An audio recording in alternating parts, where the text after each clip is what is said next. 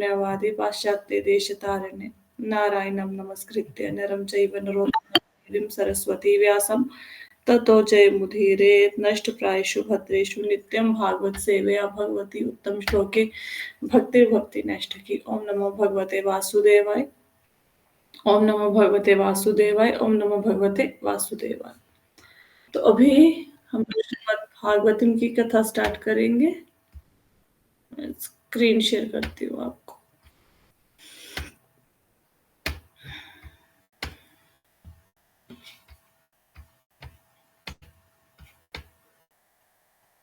तो अभी हमने पिछले श्लोकों में जब हम चर्चा कर रहे थे तो हमने 21 से लेके 23 तक के श्लोकों में देखा, 19 से 21 तक के श्लोकों में हम लोगों ने सद्य मुक्ति के बारे में पढ़ा। अभी क्लियर है सद्य मुक्ति क्या होती है? सद्य मुक्ति, क्रम मुक्ति कोई बताएगा? बताइए। सद्य मुक्ति माता जी इंस्टेंट मुक्ति हो गई, और जो दूसरी होती है वो क्रम मुक्ति, वो स्टेप बाय स्टेप होती है। तो किस एग्जांपल से समझाया था? माता जी जैसे ट्रेन होती है, एक तो होती है जो पैसेंजर ट्रेन। हाँ जी, पैसेंजर ट्रेन, और एक होती है शताब्दी। तो पैसेंजर ट्रेन का जो रहता है वो हर एक स्टेशन पे, छोटे से छोटे स्टेशन पे रुक के जाती है, और शताब्दी जो होती है वो डायरेक्ट जाती है स्पीड से।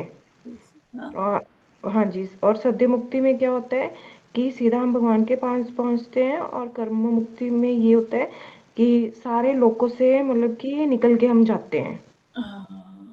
ठीक है, गुड गुड। तो देखो अभी अभी आप सब लोगों ने देखा कि जब हम किसी चीज को समझने के लिए कोई सिंपल सा एग्जाम्पल लेते हैं, उसको अपने मतलब ऐसे खैर जो आध्यात्मिक जगत की बातें इसको भौतिक जगत की बातों से जोड़ के समझा नहीं जा सकता, लेकिन फिर भी अगर हम समझते हैं उसको जोड़ के तो वो चीज याद रह जाती है। अभी मैं 2-3 दिन से सत्य मुक्ति बोल रही हूँ तो नहीं समझ आ रहा, जब ये ट्रेन का एग्जाम्पल दिया तो समझ आ गया। तो इसी प्रकार जब हम श्रीमद् भागवतम पढ़ते हैं ना, और हम खोलेंगे श्लोक को, आप खुद सोचो कुछ नहीं समझ आएगा, हम बस पढ़ के निकल जाएंगे। फिर हम कैसे पढ़ेंगे?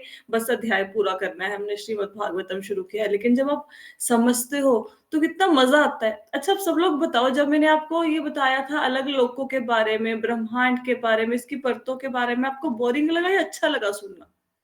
How do you feel? अच्छा लगा। अच्छा लगा ना? कोई किसी को ऐसा तो नहीं लगा कि क्लास बोर सी हो गई, हम लोग क्या समझ रहे हैं, ऐसा तो नहीं लगा किसी को? एवरीबॉडी एंजॉयड इट ना? हाँ, ऐसा तो नहीं, बोर तो इसमें कुछ भी नहीं है। कुछ भी नहीं है, लेकिन अगर आप वैसे अगर आप इसको पढ़ेंगे, मतलब suppose you are reading Shrimad Bhagavatam, ऐसे समझ के नहीं पढ़े, बस ऐसे ही पढ़े, फिर कैसा लगेगा? फिर तो ऊपर से निकल जाएगा। फिर ऊपर से निकल जाएगा, फिर छोड़ देंगे, है ना? तो जब समझ के आपने पता हाँ याद रहती है। तो फोन पे रियलाइजेशन आया कि याद रहती है जब सुनते हैं। तो होता क्या है ना कि मेरा बड़ा मन करता है श्रीमद् भागवतम के ना एक एक श्लोक के ऊपर इतने सुंदर लेक्चर्स पढ़े, और मेरा मन करता है सारे सुनूं, सारे पढ़ूं, मतलब एक भी श्लोक को पकड़ लेंगे ना, उसके ऊपर कंप्लीट एंजॉय करो 10-15 दिन मजे से उस श्लोक के ऊपर। हर किसी का अगर आप सुनेंगे ना, किसी भी डिवोटी का, तो आपको हर वैष्णव एक अलग प्रोस्पेक्ट देगा उस श्लोक को पढ़ने के लिए, है ना? तो बड़ा मजा आता है। ठीक है, तो अभी सद्य मुक्ति पढ़ ली, कितना कुछ सीखा सेकंड चैप्टर में आपने। अदरवाइज सेकंड चैप्टर तो ऐसा होता है बंदा कहते हैं शुरू कर लिया कब खत्म हो, लेकिन अब मन कर रहा है कि पढ़ते जाओ, है ना? तो आज हम एक नई चीज सीखेंगे, क्रम मुक्ति। सद्य मुक्ति तो क्लियर हुआ, अब क्रम मुक्ति कैसे होती है, सद्य मुक्ति कैसे हुई थी, एक बार रिपीट कर देती हूँ फटाफट से, ताकि जिनके क्लास मिस हो गई उनको समझ आ जाए। सद्य मुक्ति, जिस योगी ने सद्य मुक्ति प्राप्त करनी है, अब वो डिसाइड कर लिया उसने कि मैं इस शरीर को त्याग दूंगा।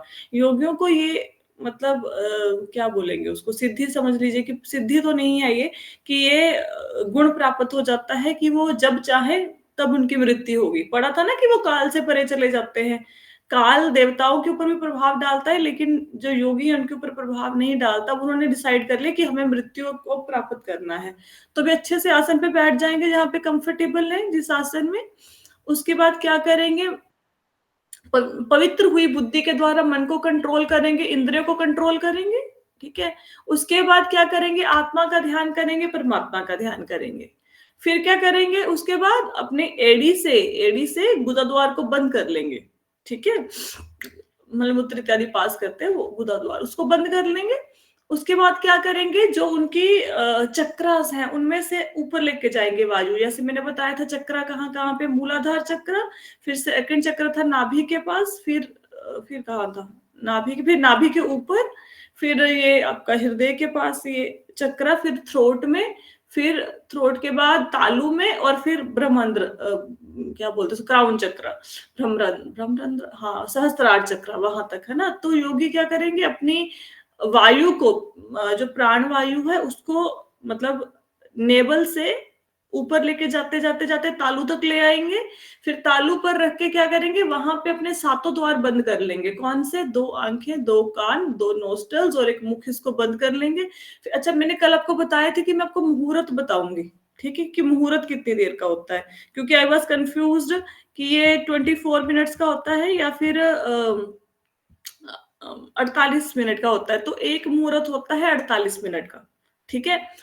जो आधा मुहूर्त है उसको घड़ी कहते हैं, तो उसमें 24 मिनट्स होते हैं। तो इसलिए मैं वहां पे कंफ्यूज हो रही थी कि कहीं पे मैंने सुना था 24 मिनट, कहीं पे मैंने सुना था 48 मिनट। तो ये कैसा हो गया, मुहूर्त 48 मिनट का ही होता है। तो आधा मुहूर्त मतलब घड़ी, ठीक है, घड़ी वो नहीं, वॉच नहीं जो आप घड़ी देखते हो, मतलब जैसे हम बोलते हैं ना 2 घड़ी के लिए जाप कर लो, है ना, ऐसा बोलते हैं ना, तो वो वाला। तो एक मुहूर्त में कितने मिनट हो गए, 48 मिनट। तो आधा मुहूर्त मतलब 24 मिनट के लिए वो अपने सातों उसको द्वारों को बंद करके, सातों द्वारों को, आंख कान नाक को बंद करके, वो अपनी जो वायु है, जो प्राण वायु है, वो उसी के ऊपर स्थित करेंगे, यहाँ तालू के ऊपर ही। क्यों स्थित करेंगे, क्यों सारे द्वारों को बंद करेंगे, आंख कान मुंह और नाक इत्यादि, ताकि उनकी प्राण वायु कहीं और से ना निकल जाए, कहीं कानों से ना निकल जाए, कहीं मुख से ना निकल जाए, कहीं आंखों से ना निकल जाए। निकालनी कहाँ से है, ब्रह्मरंध्र, वो सहस्त्रार चक्र, जो ऐसे ऊपर से, सिर के ऊपर से वायु निकालनी है, प्राण वायु। तो वहां पे 24 मिनट्स के लिए ध्यान करेंगे।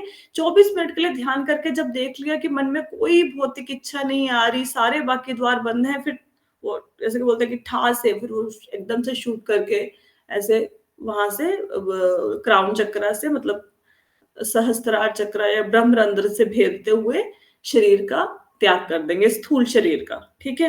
अब यहां तक किसी को नहीं समझ आया तो पूछ लो, क्योंकि हो सकता है कुछ लोगों ने क्लास ज्वाइन ना की, और अगर नहीं, फिर भी बहुत ज्यादा एक्सप्लेनेशन चाहिए तो लास्ट के यूट्यूब का वीडियो सुन लो, उसमें थोड़ा डिटेल में एक्सप्लेनेशन दी हुई है। क्लियर हुआ सबको यहां तक? I hope so. चलो, अब मुहूर्त समझ आया, मुहूर्त कितनी देर का होता है, 48 मिनट का।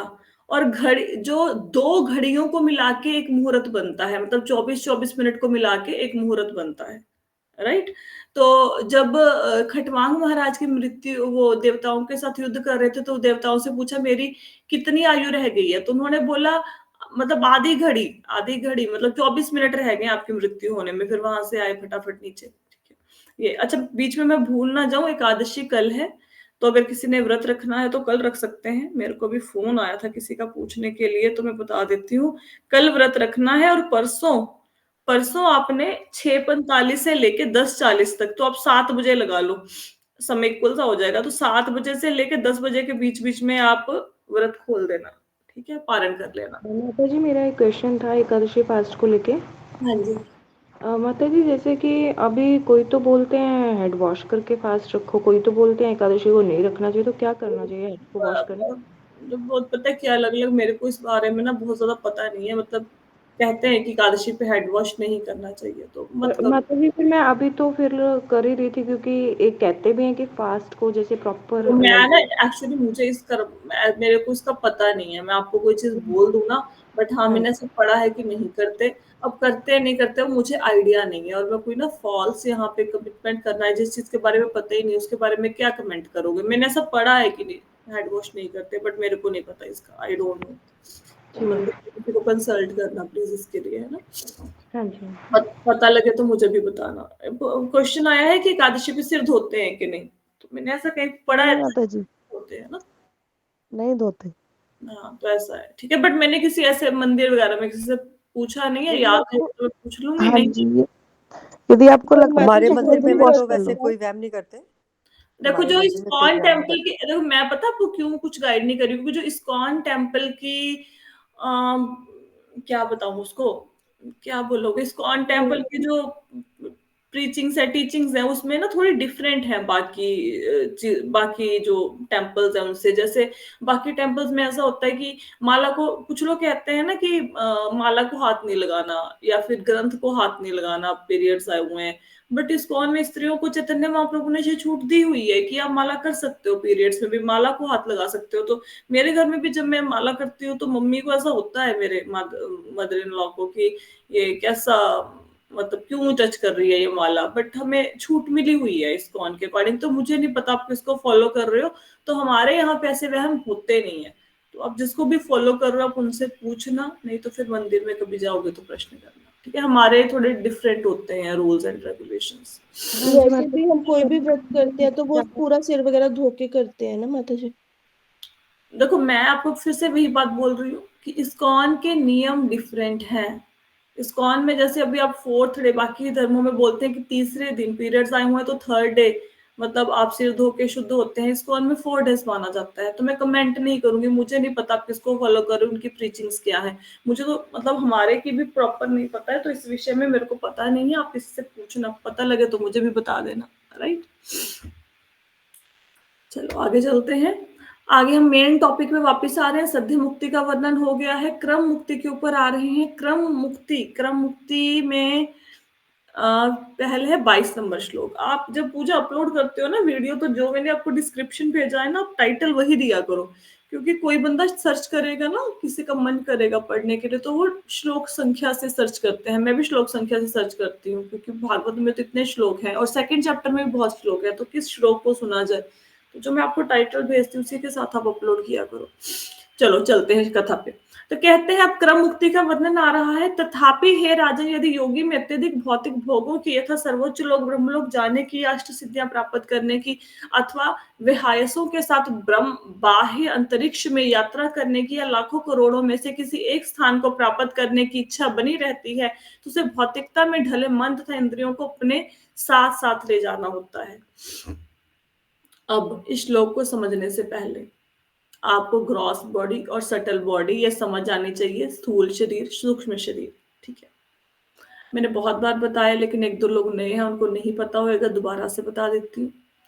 एक स्थूल शरीर होता है जिसको ग्रॉस बॉडी कहते हैं, जो आपको दिख रहा है, ठीक है। जिस शरीर को मरने के बाद जलाया या दफनाया जाएगा वो है ग्रॉस बॉडी। सिंपल सी लैंग्वेज में, जिस शरीर को जब आपकी मृत्यु हो जाएगी, जिस शरीर को जला देंगे या दफना देंगे, जो भी करेंगे उस शरीर का, वो क्या है, वो आपकी ग्रॉस बॉडी है, ठीक है। जैसे हमारी ये इंद्रियां हैं, जो इस बॉडी की इंद्रियां हैं, ये आंख, कान, नाक इत्यादि, ऐसे ये हमारी स्थूल इंद्रियां, इसके अंदर हमारी, इसको असत कहते हैं, असत इंद्रियां, इसके अंदर हमारी सत इंद्रियां हैं, सूक्ष्म इंद्रियां हैं इसके अंदर, ठीक है। सूक्ष्म इंद्रियों को कैसे समझोगे, जैसे अब कान है, कान देखो, कान का जो आपको दिख रहा है, जिसको आप कान कहते हो, ये बाहरी भाग आपको दिख रहा है ना, ये एक तरह का गोला है, गोला, ठीक है। जो श्रवण इंद्रिय है वो इसके अंदर है। ये कान सिर्फ, कैसे समझाऊं, कान सिर्फ एक बाहरी, जैसे कार होती है ना, मोटर कार। अब कार की जो बाहर से दिख रही है वो उसका ढांचा है, लेकिन जो असली मशीन है वो तो उस ढांचे के अंदर है ना, ठीक है। आपने सिलाई मशीन, अब जैसे ना वॉशिंग मशीन का एग्जांपल पे, अब वॉशिंग मशीन बाहर से जो दिख रही है वो तो सिर्फ एक दिख रही है, लेकिन जो उसके अंदर कार्य करने की क्षमता है वो तो अंदर है ना, जहां पे मोटर वगैरह लगी होगी, है ना। सपोज बाहर आपने देखा होगा कभी कोई क्रैक व्रैक भी आ गया, या बाहर से थोड़ा बहुत टूट भी गया, अगर अंदर की मशीन से ही काम कर रही है तो वॉशिंग मशीन चल जाएगी, क्योंकि अंदर की मशीन सही है ना, ठीक है। बाहर से अगर मशीन का ढक्कन टूट जाए सपोज करो, तो भी मशीन तो काम करेगी, क्योंकि काम करने की क्षमता अंदर है। तो इसी प्रकार जो कान, नाक, आंखें आपको दिख रहे हैं, ये बाहरी एक तरह का परत है, आवरण है। जो इंद्रियां हैं इनके अंदर है सूक्ष्म इंद्रियां, जिनके थ्रू हम सुन रहे हैं, देख रहे हैं, या किसी स्मेल का अनुभव कर रहे हैं, सुगंध ले पा रहे हैं। तो ये होगी हमारी सूक्ष्म इंद्रियां, ठीक है। स्थूल शरीर समझ आया। सूक्ष्म शरीर किसका बना होता है, स्थूल शरीर कौन सा, जिसको जला देंगे, बस वो स्थूल शरीर होता है, ग्रॉस बॉडी कहते हैं। सटल बॉडी किससे बनती है? मन, बुद्धि, अहंकार से, राइट। तो जिस बंदे की तो इच्छा है कि मैं सीधे योगी की बात हो रही है, जिस योगी की इच्छा है कि मैं भगवान के पास सीधा जाऊं, वो तो अब अगर आपको भगवान के पास जाना है तो आपको दो शरीरों का त्याग करना पड़ेगा, एक स्थूल शरीर का और सूक्ष्म शरीर का भी त्याग करना पड़ेगा। मेरे को थोड़ा समझाना पड़ेगा यहाँ पे। स्थूल शरीर देखो, जो स्थूल शरीर है वो तो अब मर गए, साथ में जल गया, मतलब मैं मर गई, मैं तो जल गया, स्थूल शरीर तो खत्म हो गया। सूक्ष्म शरीर खत्म नहीं होता, मन, बुद्धि, अहंकार खत्म नहीं होते। इसको कहते हैं, जो मन, बुद्धि, अहंकार से शरीर बनता है उसको बोलते हैं सटल बॉडी, सूक्ष्म शरीर। अब ये सूक्ष्म शरीर जो है, इसको आत्मा एक बॉडी से दूसरी बॉडी में लेके जाती है। सपोज इस जन्म में आप किसी फैमिली में आपका जन्म हुआ चंडीगढ़ में, दूसरे नेक्स्ट बर्थ में आपको दिल्ली में जन्म लेना है किसी और परिवार में।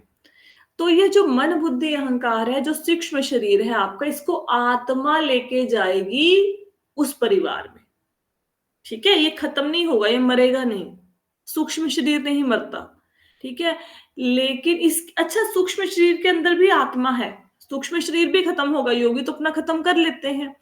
तो जो आत्मा है वो मरती ही नहीं, सूक्ष्म शरीर तो खत्म हो जाता है, योगी खत्म कर लेते हैं, भगवान के धाम में जाएंगे वो खत्म हो जाएगा, लेकिन आत्मा कभी नहीं मरती। आत्मा तो हमेशा ऐसे ही रहेगी, हमेशा से थी है, रहेगी। इसलिए जब वो हाय हाय करके रोते हैं ना कि हाय ये चला गया, हाय ये चला गया, तो कौन चला गया, कौन मर गया?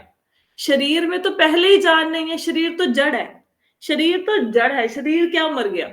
अब टेबल टूट गया तो क्या मर गया? तो ये तो जड़ है, ठीक है, जड़ है शरीर तो मर गया। जो मरा, जो आत्मा थी वही असली है ना, क्योंकि आत्मा तो मरती नहीं है। अब जो मरा ही नहीं तो उसके लिए क्या रोना? तो शरीर के लिए हम वो रोते चिल्लाते हैं, हाय उसकी डेथ होगी, वो मर गया, तो कौन मरा? जड़, जड़ तो पहले ही जड़ है। चेतन कभी, वो जो है आत्मा, वो कभी मरेगा नहीं, वो तो सच्चिदानंद स्वरूप है। तो वो रोना धोना बेकार है, हम इस बात को ऐसे समझ नहीं पाते। स्थूल शरीर समझ आया, सूक्ष्म शरीर समझ आया आपको, असत इंद्रियां, सत इंद्रियां। अब जो योगी होते हैं, जो भगवान से मिलना चाहते हैं, वो तो अपने स्थूल शरीर का भी त्याग कर देते हैं, सूक्ष्म शरीर का भी त्याग करते हैं, सीधे भगवान के धाम में। क्लियर? लेकिन कुछ ऐसे लोग भी तो होते हैं जिसकी इच्छाएं रह जाए कि चलो जा तो रहे हैं भगवान के धाम में, देखिए स्वर्ग कैसा है, देखिए ये ब्रह्मलोक कैसा है, देखिए ये जनलोक कैसा है, महलोक कैसा है। ऐसी इच्छाएं हो सकती है ना। जैसे आप यहाँ से दिल्ली चले तो रास्ते में उतरे कि देखिए ये पानीपत कैसा है, देखिए ये करनाल कैसा है, ठीक है, रुके उतरे। तो ऐसे जिन लोगों की इच्छा रह जाती है कि मुझे देखना है, क्योंकि देखो अभी आपने ये पढ़ा, आप भागवतम पढ़ रहे हो तो बड़ा सुंदर वर्णन आ रहा है कि स्वर्ग ऐसा ऐसा है, ऐसा ऐसा है, आगे जाके पढ़ेंगे बाकी लोगों का वर्णन आ रहा है। हालांकि भगवान के धाम में जो सुख है वो उस सुख की तुलना में सुख कुछ भी नहीं, लेकिन हो सकता है किसी के मन में इच्छा आ जाए, है ना। तो उसको क्या होता है, जिस बंदे के मन में ऐसी इच्छा है, योगी के मन में, वो स्थूल शरीर का तो त्याग कर देता है, लेकिन सूक्ष्म शरीर का त्याग नहीं करता। उसको अपनी मन को और इंद्रियों को, मैंने बताया ना कौन सी इंद्रियां, आप बोलोगे आंख कान नाक तो माता जी जला दिया, खत्म हो गया, वो इंद्रियां थी असत इंद्रियां, लेकिन सत इंद्रियां जो इसके अंदर है वो तो नहीं ना मरी। तो अपनी वो मन को और इंद्रियों का त्याग नहीं करता, सूक्ष्म शरीर का त्याग नहीं करता, मन का त्याग नहीं करता, प्राण का त्याग नहीं करता, फिर उस बॉडी के साथ वो अलग अलग लोकों में जाता है। समझ आया?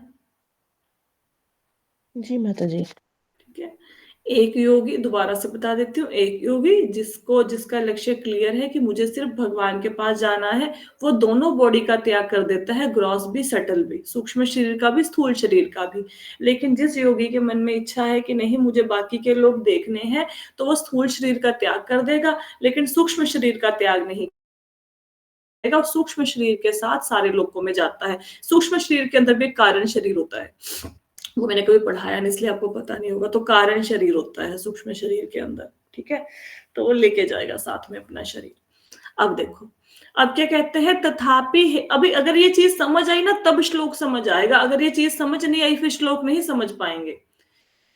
कहते हैं तथापि हे राजन, यदि योगी में अत्यधिक भौतिक भोगों की, यथा सर्वोच्च लोक ब्रह्मलोक जाने की, अष्ट सिद्धियां प्राप्त करने की, अथवा विहायसों के साथ बाह्य अंतरिक्ष में यात्रा करने की, या लाखों लोकों में से किसी एक स्थान में प्राप्त करने की इच्छा बनी रहती है, तो उसे भौतिकता में ढले मन और इंद्रियों को अपने साथ साथ ले जाना होता है। अब ये पहले तो लास्ट वाला पार्ट देखो, आपको ये समझ आया कि भौतिकता में ढले मन और इंद्रियों को साथ में ले जाने का मतलब क्या है? हाँ सूक्ष्म जी मतलब मन प्राण को साथ लेके जाएगा।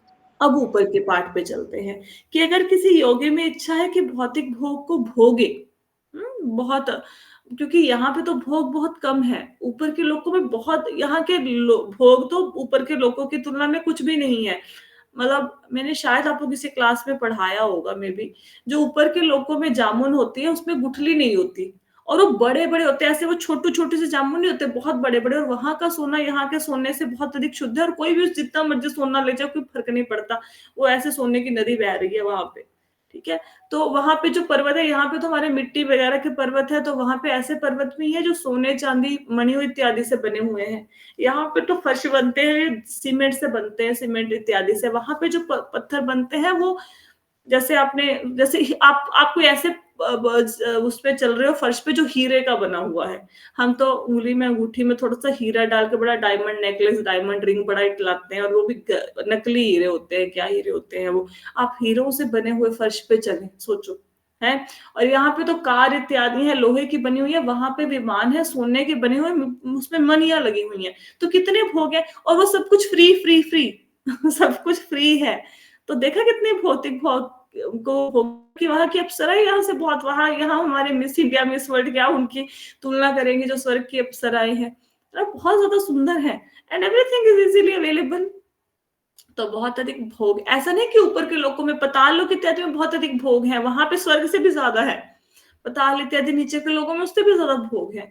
तो अगर किसी योगी के मन में भोगों को भोगने की इच्छा है, या ब्रह्म लोक, जो हमारे ब्रह्मांड है, मैंने आपको बताया था ना, हमारे टोटल 14 लोक है, पृथ्वी से ऊपर 6 लोक है, पृथ्वी से नीचे 7 लोक है, तो यहाँ का सर्वोच्च लोक कौन है इस ब्रह्मांड का? ब्रह्म लोक, सबसे बड़ा लोक, सबसे ऊपर। कैसे होते हैं कि मेन ऑफिस, हेड ऑफिस है ना, ऐसे बोलते हैं ना हम, तो हमारा सबसे ऊपर का लोक क्या है? ब्रह्मलोक। तो अगर योगी में इच्छा है ब्रह्मलोक जाने की, या अष्ट सिद्धियां प्राप्त करने की, अष्ट सिद्धियां कौन सी होती हैं? देखो, अष्ट सिद्धियों में, अब कई लोग कहते हैं कि सिद्धि प्राप्त है, लेकिन हर लोग बंदे को सिद्धि प्राप्त हो जरूरी नहीं है। अब आप सिद्धियां पढ़ेंगे तो देखना कि जो बंदे कह रहे हैं हमें सिद्धियां प्राप्त है, क्या उनमें ये गुण है?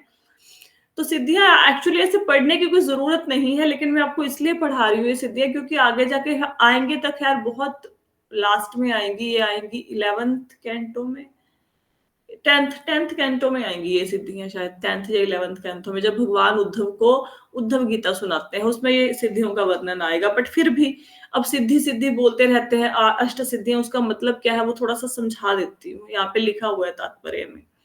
सबसे पहले होती है अनिमा सिद्धि। अनिमा, अनिमा में मतलब इंसान छोटे से छोटा बन सकता है, जैसे ना आपका दरवाजा बंद है, तो अगर किसी को अनिमा सिद्धि प्राप्त होगी, वो बंद दरवाजे से अंदर आ जाएगा। कैसे बंद अंदर आ जाएगा? क्योंकि वो छोटे, अब चींटियां होती हैं ना, अब देखो ऐसे सिद्धियों को प्राप्त करने का क्या बेनिफिट है? अब जो चींटियां होती हैं, कोई बंदा बड़ा इतराए मुझे अनिमा सिद्धि प्राप्त है, चींटियां हैं, वो आ जा रही है ना, छोटी से छोटी उससे भी आ जा रही है ना, छोटी से छोटी जगह से भी चींटियां निकल जाती हैं। तो ये अनिमा सिद्धि जिसको प्राप्त होती है, वो छोटे से छोटा अपने आप को कर लेता है। जैसे मैंने एक बार आपको कथा सुनाई थी कि राजा थे, वो किसी मुनि के आश्रम में गए, तो मुनि के आश्रम में उनसे मिलने गए, तो वहां पे इनकी छोटी बेटी थी, वो छोटी बेटी ना खेल रही थी मुनि के आश्रम में, तो उसने देखा कि कहीं पे कोई कुछ चमक रहा है, कोई छोटी सी, क्या बोलोगे उसको, बिल बोलते, बिल भी नहीं, बिल से भी छोटे से चिड़िया का घर है, एंटील, ऐसे चिड़िया नहीं, उसका चींटी का घर है, जैसे ऐसे छोटी सी कोई वो थी, छेद था उसके अंदर ना, कुछ चमक रहा था। तो उस लड़की को क्यूरियोसिटी हुई, उसने वहां पे ना एक डक्का मार दिया। डक्का क्या होता है वो? मतलब तिल्ला, तिल्ला तिनका है ना, ऐसे मतलब कोई मार दिया उसके अंदर, वो अंदर चुभ हो दिया, तो अंदर से खून आने लगा। क्यों खून आने लगा? क्योंकि जो मुनि थे, वो मुनि उसके अंदर बैठे हुए थे, उस होल के अंदर। तो हम सोचेंगे एक इतने बड़े, मतलब पहले के तो मतलब वो हाइट ही बहुत होती थी मुनियों की, सतयुग त्रेता इत्यादि में, तो इतने बड़े मुनि उस चींटी की बिल में कैसे बैठ गए? कैसे बैठ के? क्योंकि अनिमा सिद्धि प्राप्त है, छोटे से छोटे हो जाते हैं। तो राजा को पता लग गया, फिर राजा उनके चरणों में गिर गया कि भाई ये तो मेरी बेटी को पता नहीं था। वो मुनि की आंख चमक रही थी, वो चमकता हुआ जो उसने देखा, तो उनकी आंख फूट गई। अब वो अंधे हो गए, अब वो कैसे भक्ति करेंगे? फिर राजा ने अपनी बेटी की शादी कर दी उस मुनि से, ठीक है। तो मुनि बहुत बूढ़े थे, पर उस स्त्री ने बहुत उनकी सेवा करी। फिर मुनि को सिद्धि प्राप्त थी, फिर वो अश्विनी कुमारों से उन्होंने वरदान लिया, फिर वो जवान हो गए थे। तो ऐसे बड़ी अद्भुत कथाएं हैं, को सुनने को मिल जाएंगी। मैंने खैर तो अनिमा सिद्धि समझाना है, फिर कथाओं में चक्कर में पड़ेंगे, फिर आगे समझा नहीं पाएंगे। तो अनिमा सिद्धि मतलब छोटे से छोटा हो जाना। फिर होती है लघिमा सिद्धि। लघिमा सिद्धि क्या होती है? पंख से भी हल्का हो जाना। मतलब जैसे ना, अब हम लोग वेट कम करने के लिए कितने प्रयत्न करते हैं ना, जो लोग थोड़े से, जिनका वेट ज्यादा है, जिम जाओ, डाइट करो, खाना खाना बंद कर दो क्योंकि वेट कम होना है। तो लेकिन जिसको लघिमा सिद्धि प्राप्त होगी वैसे ही हल्का हो जाएगा, मतलब उड़ जाएगा हवा में, पंख के जैसे कहीं पे भी उड़ जाएगा। लघिमा सिद्धि में ये नाम याद रखने जरूरी नहीं है, ये मैं बता देती हूँ कि योगियों को कैसे कैसे कौन सी 8 सिद्धियां हैं। एक होती है छोटे से छोटा होना, दूसरी होगी पंख से भी हल्का हो जाना, फैदर से भी, पंख से भी हल्का हो जाना। फिर होती है महिमा सिद्धि। तो महिमा सिद्धि क्या होती है? भारी से भारी होना। इसको कैसे समझेंगे आप महिमा सिद्धि को? महिमा सिद्धि को आप समझ, जैसे वो अंगद जी थे ना, अंगद जी ने जब रावण की सभा में पैर जमाया, तो अंगद जी के पैर को कोई भी हिला नहीं पाया, है ना। वो रावण भी आया, रावण भी उनके पैरों में गिर के पैरों को हिलाने की कोशिश करी। फिर अंगद जी बोलते कि मेरे चरणों में क्यों गिरते हो, भगवान के चरणों में गिरो। तो कौन सी सिद्धि प्राप्त है? महिमा सिद्धि। भारी से भारी हो सकते हैं, कोई भी आपको हिला नहीं पाएगा। क्लियर? फिर होती है उसके बाद ईशत्व सिद्धि। ईशत्व सिद्धि क्या होती है? कि कोई आश्चर्यजनक वस्तु उत्पन्न करने या इच्छा अनुसार किसी वस्तु को विनष्ट करने के लिए स्वतंत्रता पूर्वक कार्य करना। इसका मतलब क्या है? कि जैसे कैसे बताएंगे, कोई भी चीज को, अब किसी चीज को प्रकट करना है आपने, आप किसी भी चीज को प्रकट कर सकते हैं। जैसे कुछ लोगों को ना, आपने देखा होगा, देखा कैसे होगा, आप योगियों को देखा ही नहीं होगा कभी। कुंभ इत्यादि के मेले में जाओगे तब योगियों के दर्शन होंगे, फिर वहां पे तो मिलेंगे ऐसे योगी। वो योगी बैठे होते हैं, वैसे हवा में से कोई चीज प्रकट कर देते हैं, जैसे जादूगर के जैसे। जैसे आपको सेब चाहिए तो हवा में हाथ हिलाया, सेब आ गया। तो ऐसे किसी भी वस्तु को प्रकट कर देते हैं। तो कैसे प्रकट कर देते हैं? क्योंकि वो ऐसे हाथ से प्रकट नहीं करते, मतलब वो अपनी शक्ति प्रयोग करेंगे। वो जहां पे भी बाग होगा वहां पे जाएंगे, शक्ति के द्वारा बाग में से एप्पल तोड़ा और ले आएंगे। वो आपको दिखाई नहीं देगा, तो आपको दिखेगा हवा से आ रही हैं चीजें। ठीक है, तो किसी भी चीज को प्रकट कर सकते हैं, किसी भी चीज को गायब कर सकते हैं। तो ईशत्व सिद्धि। ठीक है, क्लियर हुआ? तो मतलब अगर आपको बोले ना, हाँ मुझे सिद्धि प्राप्त है, तो उसको बोलो फिर ये करके दिखाओ भाई, है ना, कौन सी सिद्धि प्राप्त है? या सारे तत्वों को वश में करने की सिद्धि। सारे तत्व जो होते हैं, अब तत्वों को वश में करने को कैसे समझोगे? आपको अगस्त्य मुनि पढ़ा है कभी? अगस्त्य मुनि थे एक, तो अगस्त्य मुनि एक बार पूरा सागर पी गए थे, पूरी पृथ्वी का जल पी गए थे। अब हम कितना पानी पी सकते हैं? हम 1 गिलास, 2 गिलास, 10 गिलास पानी पी सकते हैं। तो आप सोचो, पूरी पृथ्वी पे कितनी नदियां, नाले, झीलें, समुन्द्र, तालाब, कितना कुछ है ना। तो अगस्त्य मुनि सारा जल पी गए। तो हमारा पेट नहीं फट गया? हम सोचेंगे उनका नहीं फटा होगा, क्यों? क्योंकि वशित्व सिद्धि थी, उन्होंने उस तत्व को वश में कर रखा, तो पी गए तो पी गए। ठीक है, क्लियर हुआ? इसको कहते हैं वशित्व सिद्धि। फिर होता है किसी भी इच्छा के विफल ना होने की शक्ति रखने की सिद्धि, मतलब पराक्रम्य सिद्धि कहते हैं इसको। मतलब जो भी इच्छा हुई उसको पूरी कर लेंगे, कुछ भी इच्छा हो, सारी इच्छाओं की पूर्ति हो जाएगी। फिर काम वसायिता सिद्धि। काम वसायिता सिद्धि क्या होता है? जो मर्जी रूप धारण कर लो। ठीक है, जैसे कैसे समझेंगे इसको? सोभरी मुनि, कथा ही नहीं सुनी होगी, कैसे समझेंगे? अच्छा, जैसे पूतना भगवान को मारने आई, तो पूतना बहुत सुंदर नारी का रूप धारण करके आई ना। तो कैसे कैसे वो नारी का रूप धारण करके आई इतना सुंदर? क्योंकि वो सिद्धि प्राप्त हुई होगी उसको, काम सहिता सिद्धि। कोई मर्जी रूप धारण कर लेंगे, सुंदर से सुंदर, मतलब चाहे वो कितने भी कुरूप दिखते होंगे लेकिन बहुत सुंदर बन जाएंगे, जो मर्जी रूप धारण करें। मतलब पक्षी का, पशु का, जो मर्जी रूप चाहेंगे वो धारण कर लेंगे। ठीक है, काम सहायता सिद्धि। फिर कोई वस्तु किसी विशेष स्थान से प्राप्ति सिद्धि। अच्छा, इसमें ना थोड़ा कंफ्यूजन हो गया, जिससे पहले वाली सिद्धि थी उसमें तो है भी किसी भी, एक मिनट रुको, ऊपर क्या पड़ा था?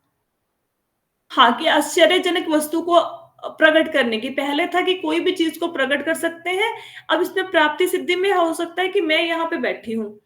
अब अमेरिका में कोई बहुत सुंदर गार्डन है, बगीचा है अमेरिका में, वहां पे बहुत सुंदर फूल लगा हुआ है।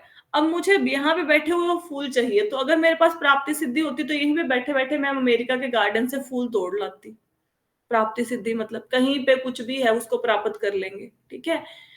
तो ये जितनी भी सिद्धियां हैं, जो उच्च लोक के निवासी हैं उनको ये सिद्धियां बाय डिफॉल्ट मिलती हैं, उनको इसके लिए अलग से प्रयत्न करने की जरूरत नहीं पड़ती। अब यहाँ पे धरती पे अगर किसी को कोई सिद्धि प्राप्त करनी है, उसको 10, 20, 25 साल इस प्रक्रिया में झोंकने पड़ेंगे, तब जाके उसको सिद्धि मिलेगी। और तब भी जरूरी नहीं कि सिद्धि मिले, कई बार बिना सिद्धि के मृत्यु भी हो जाएगी, भाई नहीं सिद्धि मिली, ट्राई करते रहे, है ना। लेकिन इन सिद्धियों को प्राप्त करने का क्या फायदा, बताओ, कोई फायदा है?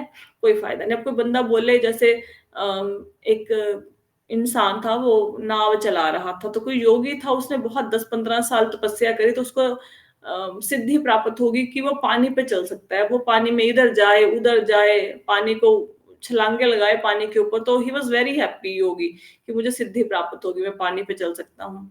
तो वहां पे एक नाविक था, वो जो नाव पार कराते हैं ना, बोटमैन, तो जो नाविक था, उसने बोला कि आपकी सिद्धि की कोई वैल्यू नहीं है। मैं ये काम, जो भी उस समय पे मूल्य रहा होगा, कि जैसे मैं तो ये काम 1 रुपए में कर देता हूँ कि 50 पैसे जाने के 50 पैसे आने के, और ना मतलब नदी पार हो गई। तो आपने 15-20 साल जिंदगी के व्यर्थ गवा दिए, क्योंकि आपने एक ऐसी सिद्धि प्राप्त कर ली। इसका बेनिफिट क्या है?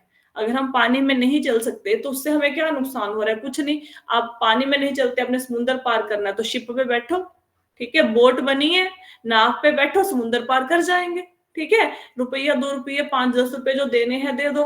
25 साल जिंदगी के झोंक के खराब करके अगर किसी को पानी में चलने की सिद्धि प्राप्त हो भी गई तो क्या फायदा हुआ? कोई फायदा नहीं हुआ। अब हमने बोला कि चलो, हमें बड़ा आश्चर्यजनक लगता है कि भाई कहीं पे भी जाएंगे, कहीं पे किसी, अच्छा यहाँ पे बैठे, अभी भी ऐसे योगी हैं राइट नाउ, अभी इसी कलयुग की बात हो रही है, ऐसे योगी हैं कि मतलब अब को मिलेंगे कुंभ के मेले में, अगर कभी जाओगे तो। वो जैसे डुबकी मारी इलाहाबाद में, तो डुबकी मारी इलाहाबाद के अंदर, तो निकलेंगे कहाँ से? कोलकाता से निकलेंगे, फिर कोलकाता में डुबकी मारेंगे, इलाहाबाद से निकलेंगे, ठीक है। कुछ योगी ऐसे भी हैं जैसे बैठे हैं, और बैठे बैठे वहां पे, जैसे हिमालय की चोटी पे बैठे हैं, वहां पे बैठे बैठे जाएंगे बद्री नारायण, दर्शन किया, पूजा की, दर्शन पूजा करके आ गए। हाँ? तो ऐसे हैं योगी, आज की डेट में भी है, राइट। ये धरती पर तो जैसे योगियों को ये सारी सिद्धियां प्राप्त करने के लिए इतना प्रयत्न करना पड़ता है ना, लेकिन जिसने ये मतलब, जो हमने जिस ढंग से बोला कि शरीर को त्याग किया, ऐसे बोला था ना, नाभि से प्राणवायु ऊपर ऊपर लेके गया, ऐसे वो सफल योगी हैं। वो जब ऊपर के लोकों में जाते हैं, उनको कोई ऐसी सिद्धियां प्राप्त करने के लिए तपस्या नहीं करनी पड़ती, क्योंकि बाय डिफॉल्ट ये सिद्धियां उन लोगों को प्राप्त हैं, बाय डिफॉल्ट। अब जैसे कैसे समझोगे इस बात को? जैसे हम लोगों ने अगर जल में रहना है, तो हमें उसके लिए ट्रेनिंग लेनी पड़ेगी, हमारी बॉडी गल जाएगी, क्योंकि जल के अनुरूप, पानी के अनुरूप हम नहीं बने हैं। लेकिन मछली को कोई आश्चर्य होता है? मछली को जल में देखते हैं, वो तो पानी में ही रहती है, वो गलती नहीं है, क्योंकि उसको बाय डिफॉल्ट ऐसी बॉडी प्राप्त है, ठीक है। अब हम तो थोड़ी सी गर्मी हो, आग हो, हम तो जल जाते हैं। सूर्य लोक के निवासी क्यों नहीं जलते? सूरज के लोक के अंदर जो लोग रहते हैं वो क्यों नहीं जलते? क्योंकि उनकी बॉडी वैसी है, उनको भगवान ने शरीर ही वैसा दिया है ताकि वो सूर्य लोक के अंदर रह सके, राइट। तो यो सिद्धियां योगी यहाँ पे प्राप्त करने के लिए प्रयत्न करते हैं, वो सिद्धियां जब योगी प्राण त्यागता है, जिसकी आत्मा वहां से निकली और जिसने अपने आप को मतलब ऐसे बना लिया कि वो क्रम मुक्ति के योग्य बना लिया, तो वो जब ऊपर के लोकों में जाएगा तो उसको ये बाय डिफॉल्ट सिद्धियां मिल जाएंगी, उसको कुछ करने की जरूरत नहीं है। अब आप हनुमान जी की एग्जाम्पल लीजिए, मैंने आपको बताया था ना, युग सहस्त्र योजन पर भानु 15,36,00,000 एक छलांग में पार करके सूर्य अंदर।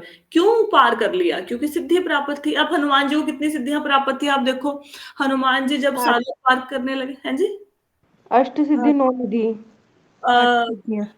है ना, तो देखो जब वो पार करने लगे लंका महासागर को, कौन सा सागर था, उसको पार करने लगे, बताइए, सागर का नाम ही नहीं याद आ रहा। तो जब सेतु बंधन से पहले जब महासागर को पार करना था, तो वहां पे एक राक्षसी थी, तो उसने अपना मुख खोल लिया हनुमान जी को खाने के लिए, तो राक्षस ने मुख खोला, हनुमान जी और बड़े हो गए, उसके मुख के अंदर नहीं आए। फिर जो वो राक्षसी थी उसने और मुख को बड़ा कर लिया, हनुमान जी और बड़े हो गए। फिर राक्षस ने बताया कि मुझे वरदान प्राप्त है कि जो भी इस सागर के ऊपर से जाएगा वो मेरे मुख में प्रवेश के बिना नहीं जा सकता। तो हनुमान जी छोटे बन गए, उसके मुख में गए, बाहर आ गए, है ना। तो सिद्धियां प्राप्त थी, इसीलिए ऐसा हुआ ना। अब हमें कोई बोले संजीवनी लेके आनी है भाई, वहां पे जाके हम तो पैदल चल के जाना है, हम तो 1 किलोमीटर ना चल पाए, थक जाएंगे, तो वो चले गए ना, उनको सिद्धियां प्राप्त थी। ठीक है, अब ये समझ आ गया आधा श्लोक की योगी में अत्यधिक भौतिक भोगों की सर्वोच्च लोक ब्रह्मलोक की अष्ट सिद्धियां प्राप्त करने की, अष्ट सिद्धियों का वर्णन कर दिया, अथवा विहायसों के साथ बाह्य अंतरिक्ष में यात्रा करने की। अब विहायस कौन होते हैं? विहायस होते हैं सिद्ध योगी जो ऊपर के स्पेस में घूमते रहते हैं। ठीक है, जैसे हम ऊपर के लोकों में घूमते रहते हैं सिद्ध योगी, ठीक है, उनके साथ ऐसे ट्रेवल करना चाहते हैं, वो घूमना चाहते हैं, या लाखों लोकों में से किसी एक में स्थान प्राप्त करने की इच्छा। अब ऊपर इतने लोग हैं, लाखों लोग हैं, उसमें से मतलब आप लाखों लोग कैसे हो गए? आपको पता ही है ना, भगवान विष्णु जब सांस को छोड़ते तो असंख्य ब्रह्मांड प्रकट होते हैं, हर एक ब्रह्मांड में लोग हैं, तो इतने सारे लोग हैं, उन्होंने अगर किसी लोक में जाना है, ऐसी कोई इच्छा रहेगी उनके मन में, तो उनको सूक्ष्म शरीर को साथ लेके जाना पड़ेगा, मन को साथ लेके जाना पड़ेगा, तभी तो भोगोगे ना। ठीक है, अब अगर मुझे अमेरिका जाना है, अमेरिका को भोगना, तो ये थोड़ा ना कि भैया मैं अमेरिका जा रही हूँ लेकिन मेरे हाथ पांव साथ नहीं जा रहे, हाथ पांव साथ ही जाएंगे तभी जाएंगे ना, तभी भोगोगे ना उसके सुख को। तो फिर उसको सूक्ष्म शरीर को, मन प्राण को, सूक्ष्म इंद्रियों को साथ में लेके जाना होता है। श्लोक का अर्थ समझ आया? फोन वालों को आगे, ऑनलाइन वालों को अर्थ समझ आया इसका? हाँ जी ma'am. Yes yes ma'am, carry on. Right. तो अभी तो खैर आज की क्लास में एक ही श्लोक हो पाया, बताइए, पर मुझे अच्छा लगेगा कि अगर आपको ये समझ आ जाए, ताकि ये इस श्लोक पे इसलिए चर्चा करनी जरूरी थी क्योंकि बार बार जब अष्ट सिद्धि हम बात करते हैं, तो एटलीस्ट आपको पता होना चाहिए 8 सिद्धियां कौन सी होती हैं, और आपको ये भी पता होना चाहिए कि इन अष्ट सिद्धियों की तुलना में भगवान के धाम में जो सुख है, अष्ट सिद्धियां इसके सामने कहीं पे ठहरती भी नहीं है। ये जो, अब सपोज करो ऊपर के लोक में चले भी गए, चलो स्वर्ग में चले गए, वहां पे अच्छे गहने हैं, विमान है, सब कुछ है, वहां पे जाके करेंगे क्या? वहां पे भगवान तो नहीं है ना। तो इसलिए जो सुखदेव गोस्वामी जी हैं वो यदि से श्लोक को शुरू कर रहे हैं कि है कुछ नहीं भोगों में, ऊपर के लोगों के भोगों में भी कुछ नहीं है, लेकिन फिर भी किसी के मन में इच्छा हो तो ठीक है भाई, फिर भोग लो, ठीक है। पर हमें ऐसा नहीं बनना, हमें ऐसा नहीं बनना। प्रभुपाद जी की बुक्स को बार बार पढ़ेंगे, बार बार एक ही बात बताते हैं, गोलोक वृंदावन, गोलोक वृंदावन, गोलोक वृंदावन, वही लक्ष्य होना चाहिए। भ्रमित नहीं होना कि चलो स्वर्ग ही देख लें, क्योंकि जब आत्मा जाएगी ना शरीर को छोड़ के, तो ऐसे ही सारे लोगों से होती हुई जाएगी, पता लगे स्वर्ग को देखा, वहां पे देखा, चलो देख तो लें, भागवतम में पढ़ा था कैसा होता है स्वर्ग, और वहीं पे अटक जाओगे। ठीक है, तो सीधा एकमात्र लक्ष्य गोलोक वृंदावन, एकमात्र लक्ष्य भगवान की प्राप्ति, एकमात्र लक्ष्य भगवान की सेवा करना। राइट। कुछ और प्रश्न है इस श्लोक में? किसी को पूछ सकते हैं? मैम, हनुमान चालीसा में बोल एक लाइन है ना, अष्ट सिद्धि नवनिधि के दादा सबर दीना जानकी माता, ऐसे एक लाइन। अब अष्ट सिद्धि समझ आ गई आपको क्या होती है? यस अब समझ आया हनुमान जी कैसे ये अद्भुत कार्य करते थे? यस। अब हनुमान जी का समझ आना शुरू हो गया ना, अष्ट सिद्धि नवनिधि के दाता असवर दीन जानकी। माता जी ये चीज ना दिखाई भी गई है, है ये चीज अष्ट सिद्धि मतलब कैसे प्राप्त की थी इन्होंने। एक्चुअली एक बजरंगबली सीरियल चला है, उसमें सारी सिद्धियां इन्होंने कैसे प्राप्त की थी वो सारा कुछ दिखाया गया है। एक एक सिद्धि मतलब माता ने इनकी परीक्षा ली थी, तो उससे इनको इन्होंने जीत के उस परीक्षा में पास होके एक एक सिद्धि ऐसे प्राप्त की थी, ये सारी चीज देख रखी है। एक बार ना जो इनके पिताजी हैं केसरी जी, कुछ ना एक कौन था राक्षस था आई थिंक, वो ना मुनियों को बड़ा परेशान करते थे, वो मुनियों की यज्ञ में बड़ा विघ्न डालते थे। जो हनुमान जी के पिताजी थे केसरी, उन्होंने जाके उसको मार डाला, राक्षसी थे शायद, तो राक्षस को मार डाला, तो सारे ऋषि मुनियों ने इनको प्रसन्न होकर वरदान दिया था कि आपके बहुत सुयोग्य पुत्र पैदा होगा, भगवान का भक्त होगा, ऐसे सिद्धियों का वो स्वामी होगा। तो ऐसे वरदान मिला था इनको इनके जन्म से पहले। और कोई प्रश्न? माता जी मैं ये पूछना चाह रही थी, जैसे जो योगी हैं जिनकी इच्छा रह जाती है कि हम सब लोकों में मतलब लोगों को देखते हुए जाएं, तो उनके साथ मन बुद्धि साथ में जाती है ना, सूक्ष्म शरीर। तो फिर हेलो। हाँ जी, हाँ जी, हाँ जी। हाँ जी माता जी, तो जैसे उनका सूक्ष्म बॉडी उनके साथ जाता है, उनके अंदर इच्छा थी, तो क्या मतलब कि जैसे उन मतलब कि उनके वापस रीबर्थ होने के भी चांसेस होते हैं? अब भाई देखो यहाँ पे अब डिपेंड करता है। अब यहाँ पे जैसे गए किसी, अब मैंने वही एग्जांपल दिया ना कि आप दिल्ली जा रहे हैं, अब रास्ते में करनाल में उतर गए कि करनाल शहर देख लें कैसा है, तो हो सकता है वहां पे जाके आपका मन लग जाए और आपका दिल्ली जाने का मन ना करे, फिर वहीं पे बस जाए। तो डिपेंड, इसीलिए तो कहते हैं कि किसी लोक में नहीं जाना, पता लगे वहीं पे फंस के रह गए। किसी लोक में गए और वहां पे आपको उस जीवन ने, अब जैसे कौन थे वो, विश्वामित्र। विश्वामित्र मुनि थे ना, तो विश्वामित्र मुनि जो थे इतनी तपस्या कर रहे थे, वो मेनका मेनका आई, उनके घुंघरू की झनकार से उनकी तपस्या भंग हो गई। फिर वो 10,000 साल तक मेनका के साथ भोग करते रहे। फिर उनको याद आया कि मैं क्या कर रहा हूँ, मैं तो भगवान की भक्ति कर रहा था, मैं तो तपस्या कर रहा था, मेरे को तो ब्रह्म ऋषि बनना था। उनको फिर याद आया, फिर मेनका को छोड़ा, फिर तपस्या करने लग गए। ठीक है, तो 10,000 साल खराब हो गए ना उनके। तो फिर ऐसे हाँ जी। समय तो खराब हो सकता है, फिर वो डिले हो जाएगा। एक तो होता है कि भाई देखो, फिर से वही वही पुरानी एग्जांपल पे आओ। अब जो पैसेंजर ट्रेन है और जो सुपर फास्ट ट्रेन है, ऐसा नहीं कि पैसेंजर ट्रेन अपने गंतव्य पे नहीं पहुंचेगी, लेकिन समय कितना बर्बाद हो गया। ठीक है, और पता लगे ट्रेन ही खराब होगी बीच में। ठीक है, सुपर फास्ट ट्रेन है, वो सीधे पहुंच जाएगी। अब इतनी, अब कोई यात्रा आपने कहा तो आधे घंटे में करनी है, कहा वो यात्रा आपने 2 दिन में करनी है, तो 2 दिन में अगर और कोई प्रॉब्लम आ गई तो भ्रमित होने के चांसेस तो रहते हैं। तो इसीलिए तो गोलोक वृंदावन, एक ही चीज माइंड में रखो, गोलोक वृंदावन। पर योगी जैसे ना, ऐसे नहीं है कि वो भ्रमित होके, मतलब अगर उन्होंने बहुत ज्यादा तपस्या करी और भौतिक भोगों में उलझ भी गए कहीं पे ना, फिर वो दोबारा से जन्म लेके अपनी जो इच्छा है उसकी पूर्ति करके वो दोबारा से अपनी सिद्धियों को प्राप्त करके फिर आगे की यात्रा शुरू कर देंगे। वो हमारे जैसे नहीं आएंगे, जैसे हम लोग कर्मकांडी लोग जो जाते हैं ना स्वर्ग में, और जो योगी जाते हैं, उन दोनों में डिफरेंस है। कर्मकांडी लोग तो फिर धरती पर आगे रहेंगे, तो पता नहीं कहाँ जन्म लेंगे। फिर योगी को नया जन्म मिला, फिर उसमें वो अपनी अनकंप्लीट चीजों को पूरा कर लेगा, फिर धीरे धीरे जाएगा। अब आप सब लोग जो भागवतम सुन रहे हो, अब आपने पिछले जन्म में कुछ भक्ति करी थी, तो भक्ति कुछ कुछ क्या, बहुत पुण्य इत्यादि किए थे, आपने अच्छे कर्म किए थे, तो अब आपकी जिंदगी में भक्ति आ गई। ठीक है, तो इस जन्म में आप भक्ति करेंगे। सपोज भगवान के धाम में जाने के लिए 100 मार्क्स चाहिए, अभी तक आपने पुराने जन्मों में 20 नंबर ले लिए हैं, तो इस जन्म में आप 80 नंबर पूरे करेंगे। इस जन्म में नहीं पूरे हुए, सपोज इस जन्म में आपके 15 नंबर और आ गए, 35 हो गए, तो अगले जन्मों में जो होंगे फिर 65 नंबर पूरे करेंगे। जब 100 नंबर पूरे हो गए तो पहुंच जाएंगे भगवान के धाम में। तो यात्रा शुरू होती है, ये यात्रा है आपकी जो चल रही है, जो इस जन्म में आगे बढ़ रही है। अब आपके ऊपर है, किसी जन्म में भगवान को पाना है कि 150 जन्म और लेने हैं, 8-10 जन्म, 2-4 जन्म और लेके फिर भगवान को पाना है। गंतव्य तो वही है। क्लियर हुआ? हाँ जी माता। कोई और प्रश्न? माता जी ये चीज भी दिखाई थी इवन उसमें बजरंगबली में कि जैसे आप बता रहे हो ना कि जैसे बॉडी जाती है मतलब सूक्ष्म शरीर जाता है, तो वो उन लोगों से होता हुआ जा रहा है, तो उसे वो सब चीजें दिखाई दे रही हैं। तो एक आत्मा की तो इच्छा थी कि वो चीजें मतलब उसको चाहिए, तो वो जब अप्सरा आई, अप्सरा वाला लोक आया, तो वो वहां पे उतर गया, हम्म। तो वो रह गया बीच में।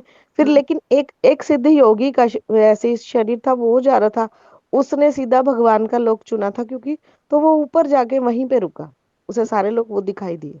हाँ, तो आप में वही तो बताया जा रहा है, जब आप ऊपर के लोकों में जाओगे तब आपको मेरी आज की कथा याद आएगी। तो याद रखना, स्वर्ग मिलेगा, रुकना नहीं। How about girls? हैं? देखो, ऐसे ऐसे ना स्त्री पुरुष का कोई भेद नहीं है, ये ऐसे बात नहीं है एक्चुअली में। आपको पता है, जो जेंट्स हैं they are also females. Male person is only one Krishna, rest all are females. ये ना स्त्री पुरुष का, मेल फीमेल की डेफिनेशन नहीं है, ये बेसिकली भोक्ता और भोग्य की डेफिनेशन है। ठीक है, हम लोग क्या है, हम लोगों को जो कृष्णा है, he is the ultimate enjoyer. ठीक है, एक बंदा होता है जो रस लेता है उस चीज का, तो कृष्णा अल्टीमेट रसास्वादन करने वाले हैं। चाहे हम स्त्री हैं, चाहे हम पुरुष हैं, हम सब स्त्रियाँ ही हैं। क्योंकि जो पुरुष होता है वो स्त्री को भोगता है ना, तो हम सब लोग भगवान के प्लेज़र के लिए बने हैं, तो स्त्री पुरुष का कोई भेद है ही नहीं। इवन जेंट्स को भी अगर आप वैदिक दृष्टि से देखेंगे तो वो फीमेल की कैटेगरी में ही हैं सारे, राइट? ऐसा नहीं, हमें ऐसा लगता है ना कि ये अप्सराएँ बोला गया, तो ये सारा कुछ जेंट्स के लिए बोला जा रहा है कि भई ये जो पुरुष है वो अप्सराओं को भोगते हैं, है ना? तो वहाँ पे अप्सराएँ होंगी, तो हमें ही ताने मारे जा रहे हैं, ऐसा नहीं है। वो भोग किसी को भी आकर्षित कर देंगे, ठीक है? वो इस प्रकार के स्त्री पुरुष के भेद से ऊपर है वो भोग जो है। तो वो सोमरस सबको ही पीने के लिए मिलता है वहां पे, मतलब ऐसा नहीं कि ये स्त्री है ये पुरुष है, तो एवरीबॉडी कैन एंजॉय दैट सोमरस जो ऊपर मिलता है, जिससे काफी शक्ति आती है, बहुत अद्भुत होता है वो। ये मेल फीमेल की डेफिनेशन इस लोक में है, यहाँ पे है। ऊपर के लोक में तो फिर ऐसा नहीं है ना। हाँ, स्त्री पुरुष का भेद है, तो वहाँ पे स्त्रियाँ नहीं है, वहाँ पे है, लेकिन ऐसा नहीं कि वो पुरुषों को ताना मारा जा रहा है कि तुम्हें अप्सराएँ मिलेंगी। नहीं, जितने पुराने शास्त्र है तो सारे मेल्स को ही दिखा रहे कि हाँ यही प्रधान। एक्चुअली पता है क्या है, मेल्स को क्यों दिखाया जा रहा है, क्योंकि मेल्स के अंदर जो योग्यता होती है, वैसे तो भगवान की भक्ति में योग्यता का कोई संबंध ही नहीं है। जैसे मीराबाई थी, वो कितनी बड़ी भक्त थी, राइट? मीराबाई को लीजिए आप और भी स्त्रियों की अगर आप सुनेंगे तो बहुत महान स्त्रियां हमारे इतिहास में हुई। गंधारी कितनी महान स्त्री थी, कुंती माता के प्रेयर सुनिए, सबरी माता। द्रौपदी की, है ना? मतलब all female characters are very powerful, लेकिन फिर भी ऐसा माना जाता है कि भगवान की प्राप्ति के लिए male body is more suitable, ठीक है? फीमेल बॉडी को इतना सुटेबल नहीं माना जाता, क्योंकि देखो जब वानप्रस्थ की बात आती है ना, तो मेल ही घर छोड़ के वन में जाता है, स्त्रियां नहीं जाती, ठीक है? स्त्रियों को क्या किया जाता है, स्त्रियां सबसे पहले जब तक शादी नहीं हुई तो वो अपने पिता के संरक्षण में रहती हैं, अगर पिता नहीं है तो अपने ब्रदर की देखरेख के अंदर रहती हैं, भाई की देखरेख के अंदर। फिर जब शादी होगी तो पति के अंडर रहती हैं स्त्रियां। फिर जब अगर सपोज किसी का हस्बैंड नहीं है तो फिर बेटे की देखरेख में रहती हैं, तो उनको दे ऑलवेज नीड प्रोटेक्शन, वो वन में नहीं जाएंगी तपस्या करने। अब ध्रुव महाराज गए, प्रहलाद महाराज गए, स्त्रियों का वर्णन नहीं है ना, क्योंकि वो उस ढंग के लिए बनी नहीं है। और हाँ, इतना जरूर है संजय जी, अगर आप भक्ति करेंगे तो जो स्त्री है, जो आपकी वाइफ है, वो आधा फल आपका ले जाएगी। स्त्रियों को ये प्रिविलेज प्राप्त है कि अगर मेल जो पति है वो भक्ति करते हैं तो स्त्रियों को उसका आधा मिलता है, लेकिन वो आपके पाप कर्मों में हिस्सा नहीं लेगी। ये प्रिविलेज है फीमेल को। फीमेल को ये प्रिविलेज क्यों दिया गया? क्योंकि वो माँ के रूप में अपने बॉडी से आपकी बॉडी का निर्माण करती है, अपने मांस से मांस देती है, अपने खून से खून देती है, 9 मंथ्स के लिए आपको गर्भ में रखती है, मलमूत्र उठाती है। तो मतलब इसीलिए स्त्रियों को प्रिविलेज दी गई है कि भाई आप पति अगर भक्ति करेगा हम 50% ले लेंगे, लेकिन अगर आप बुरे काम करोगे हम 1% भी नहीं लेंगे, ठीक है? तो ये प्रिविलेज है उनको। और male body is more suitable, बहुत ज्यादा सुटेबल है। अब जैसे स्त्रियां को तो आप देखोगे हम तो शुद्ध भी नहीं होती महीने में, पूरा महीना, है ना? तो मेल्स को ये फ्रीडम प्राप्त है। तो आपकी बॉडी अगर बहुत अच्छा, अगर किसी को मेल बॉडी मिली हुई है, आप जिस ढंग से शास्त्रों को समझ सकते हैं मेल पर्सन, फीमेल्स नहीं समझ सकती। हमें इतनी बुद्धि नहीं होती। भक्ति कर सकते हैं हम, लेकिन मेल्स की बुद्धि फिर भी स्त्रियों से ज्यादा होती है। क्लियर?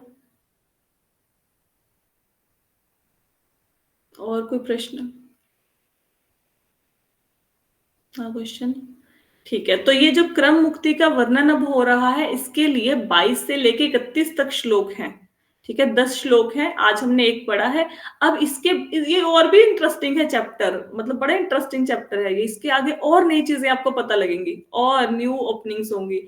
तो अगर आपने वो सुनना है तो टाइम पे आप कल क्लास ज्वाइन करना, और नई नई चीजें आपको सीखने को मिलेंगी, ठीक है? आज हमने अष्ट सिद्धियां सुनी ना, कल कोई और नई चर्चा होगी श्लोक में, ठीक है? So thank you so much everyone for joining the session. Hare Krishna. Tomorrow is Ekadashi, कल एकादशी है। हरे कृष्ण। हरे कृष्ण। हरे कृष्णा। हरे कृष्ण माता जी।